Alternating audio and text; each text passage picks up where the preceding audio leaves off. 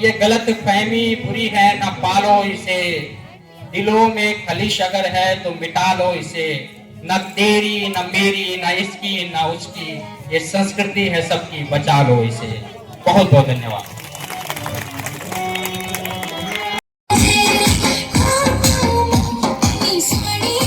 रामलीला के इस पावन मंच से मैं आप सभी दर्शकों का हार्दिक अभिनंदन, हार्दिक स्वागत करता हूं और आपकी उपस्थिति को प्रणाम करता हूं।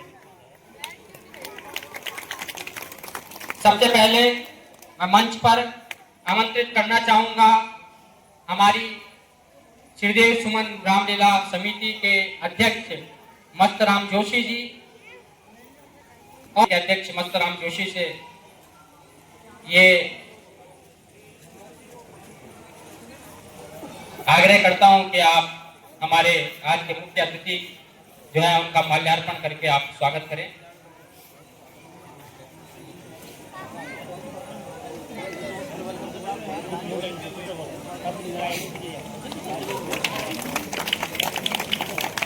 जैसा कि कल भी मैंने आप लोगों को बताया था कि आपकी उपस्थिति ज्यादा से ज्यादा संख्या में अनिवार्य है, जिससे हमारे सभी कलाकारों की हौसला अफजाई होगी और उनको अच्छे से अच्छा प्रदर्शन करने की प्रेरणा मिलेगी।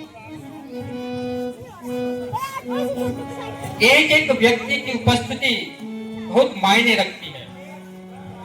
कई लोग सोचते हैं कि अगर मैं ना जाऊं तो क्या हो जाएगा, बाकी सब तो जा ही रहे हैं, लेकिन बहुत फर्क पड़ता है। एक बार एक गांव में भंडारा हुआ तो खीर बनाने के लिए सभी लोगों से ये आग्रह किया गया कि एक एक लोटा दूध का लेकर के सभी लोग आए। तो एक व्यक्ति ने सोचा कि सभी लोग तो दूध लेकर के जाएंगे ही, मैं अगर एक लोटा पानी लेकर के चला जाऊं तो क्या पता चल रहा है। तो ये एक व्यक्ति ने ये सोचा और वो एक लोटा पानी लेकर के आया और पतीले में डाल दिया। उसने सोचा क्या पता चलेगा, लेकिन सभी लोगों के दिमाग में यही चल रहा था।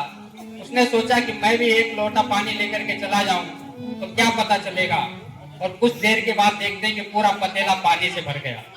यही हमारे साथ भी होता है कि हम सोचते हैं कि अगर हम ना जाएं तो क्या हो जाएगा, लेकिन एक एक व्यक्ति की उपस्थिति बहुत मायने रखती है। क्यों मायने रखती है? एक कहानी मैं आप लोगों को बताता हूं कि एक बार एक जंगल में भयंकर आग लग गई। अब जब उस जंगल में भयंकर आग लग गई तो सभी जानवर ये देख रहे थे। तो उनमें एक छोटी सी नन्ही सी चिड़िया थी। वो क्या करती है कि समुद्र में जाती है, अपनी चोंच में थोड़ा सा पानी भर करके लाती है और जो जंगल में आग लगी होती है उसको बुझाने का प्रयास करती है। उस जंगल में जो आग लगी होती है उसमें डालने की कोशिश करती है और बार बार वो ये प्रयास करती है। तो समुद्र में जाती है, चोंच में थोड़ा सा पानी भर के लाती है और उस आग में डाल करके उसको बुझाने का प्रयास करती है। तो उसी जंगल में एक बंदर ये घटना देख रहा था और वो उस चिड़िया पे हंस रहा था। उसने उस चिड़िया से कहा कि अरे बेवकूफ चिड़िया, तुझे क्या लगता है कि क्या तेरे पानी डालने से ये जंगल की आग बुझ जाएगी? तो चिड़िया ने जो जवाब दिया वो जवाब आप सभी लोग बड़े ध्यान से सुने।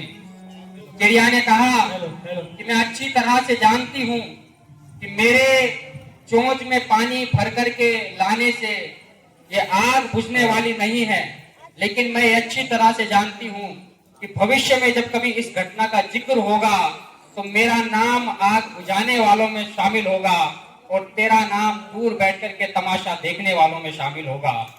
तो मैं आप लोगों से चाहता हूं कि आप उस चिड़िया की भांति बने, राम की उस नन्ही गिलहरी की भांति बने, जो थोड़ा थोड़ा रेत लेकर के जाकर के समुद्र में डालती है, ताकि राम के इस कार्य में उसका भी थोड़ा सा योगदान हो।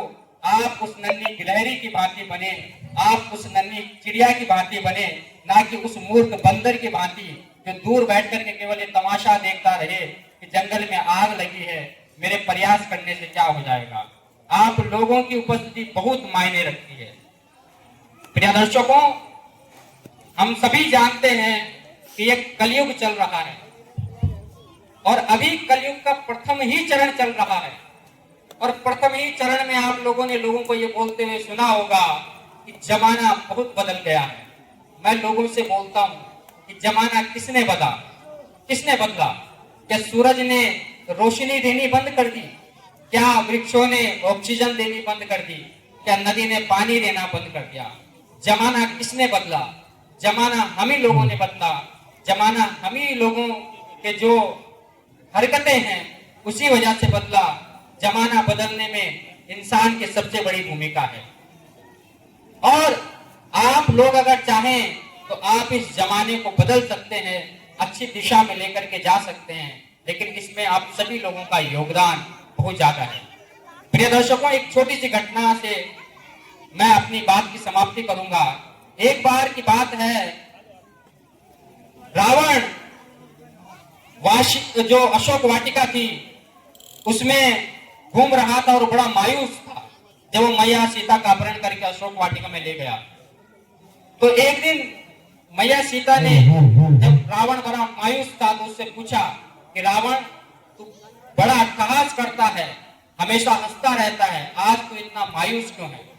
तो रावण ने कहा, रावण एक प्रकांड पंडित था, बड़ा विद्वान था, वो राक्षस भले ही था लेकिन ज्ञान भी उसके अंदर भरपूर था। तो उसने कहा, मैया सीता, मुझे जो सबसे बड़ी चिंता है इस बात की है कि भविष्य में जब कभी रावण के नाम का जिक्र होगा तो मुझे राक्षसी प्रवृत्ति वाला इंसान समझा जाएगा और लोग हमेशा रावण को एक राक्षस के रूप में याद करेंगे। तो मैया सीता ने कहा कि रावण, तुझे चिंता करने की जरूरत नहीं है। आने वाले भविष्य में कलयुग आएगा और कलयुग में एक समय ऐसा भी आएगा कि जब लोग कहेंगे, अरे इन इंसानों से अच्छा तो रावण ही था। और आज प्रिय दर्शकों, वो समय भी दूर नहीं है।